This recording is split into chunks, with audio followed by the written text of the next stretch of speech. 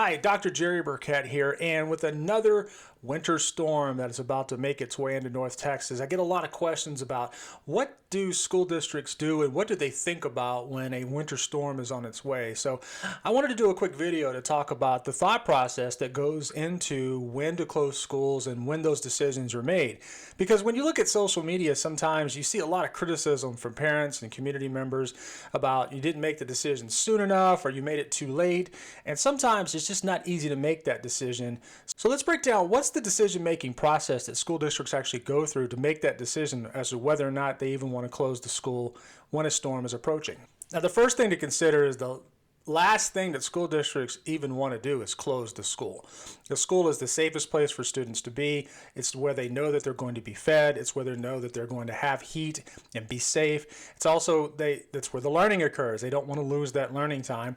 And particularly here in Texas, attendance is tied to funding. So when students aren't at school, that impacts their funding down the road. Now, they can apply for waivers with the Texas Education Agency and go through that process, but that's just more work on the district. So given all of those factors, the last thing the school district even wants to do is to close school. But obviously there are mitigating factors that come with a winter storm that would force them to close. So let's break those down. Now, fortunately, with a winter storm, we usually have about 2 or 3 days or even more of advanced warning before the storm approaches. So the school district has some time to plan. And when they have that time to plan, they are using the resources and the experts around them to make that decision. So they're working with county officials, city officials, state officials. They're working with the local meteorologists, the National Weather Service. They have access to all of that data and all of that information, and they get updates because, as we know with weather, it changes, and as new data comes in every 8 to 12 hours, that data can change and that information can impact. So that's why school districts are hesitant to make decisions early, because we know that the data can change, and if they decided on a Wednesday to close school for a Friday and then the ice doesn't come, then they'll take criticism for that. So school districts have to wait until the data is good and solid and informational before they make that decision. Now, it's January 22nd, 2026, and in the case of the winter storm that's about to hit us, it's been pretty obvious for about a week that it's going to be impactful with lots of snow, sleet, ice, and that it's coming in. Now, the advantage that school districts have with this particular storm is that it's coming in on a Friday overnight into Saturday, and it's really going to impact the weekend. So the biggest question that school districts are going to have with this particular storm is, what will Monday morning look like?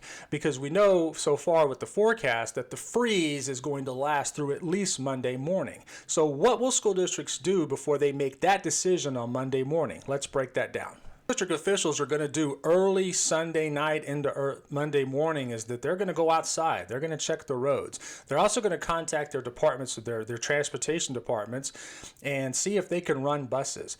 And depending on the layer of ice and sleet and how much the roads have been cleared by the state or by the city, they're going to make a decision. In fact, in some cases, depending on the school district, those school district leaders may actually get in their own cars and physically drive the roads. Now, North Texas is a very large area, and so what it looks like for one school district in one place might be completely different for another school district in another.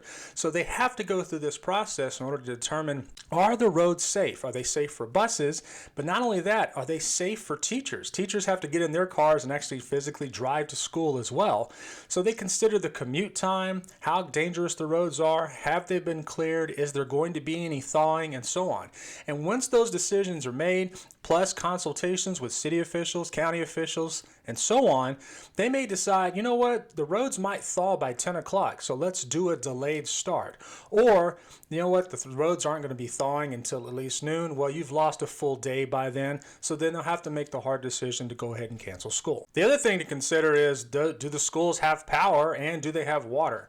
You can't make lunch without water, and you can't use the bathroom and run water fountains if you don't have water in your building. That would be a bad thing. And you have to have power. You have to have electricity. Otherwise, you won't be able to heat the building or even turn the lights on. So those things are pretty obvious. So if the winter storm has blown through and it's impacted the power and water structure of the school district, then the school district has to decide, well, do I have multiple schools impacted? Do I have only one singular campus impacted? And they have to decide whether or not we're just going to close one school for the day or the entire school, depending on the situation of the power and the water. Now, again, this winter storm that's coming in this week in North Texas. Again, today's January 22nd, 2026. This one's easy. It's coming in on a Friday night through a weekend. And again, the easy decision will be Monday morning. Where are we with the weather and what's it going to look like for Monday morning? So that's really all school districts have to worry about.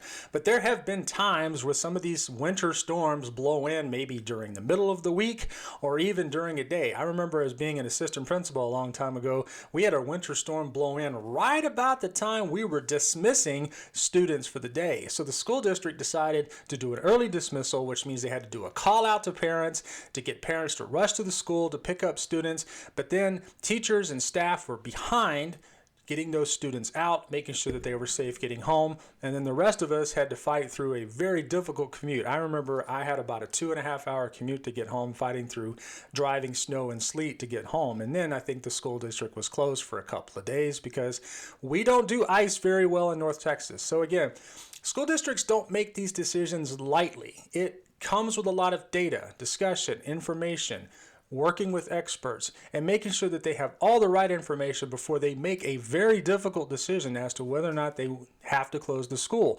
It's not just the students that are impacted. The teachers, the support staff, the principals, everybody who works in the school, not to mention the parents and community members that rely on that school. And keep in mind, in Texas, we build our high schools very, very large. In some cases, we have high schools that have between 4,000 and 6,000 students. That's like running a small town. So imagine evacuating an entire small town in order to get everybody home before a winter storm hits. That's no easy task. So again, the concept of closing a school is not a decision that school districts want to have to confront, but they do so with diligent, expert-based information and resources at their fingertips to make the decision at the best moment with the best information that they have. So I hope this is helpful for you to understand what's the process and how does it work for school districts. It's not an easy one.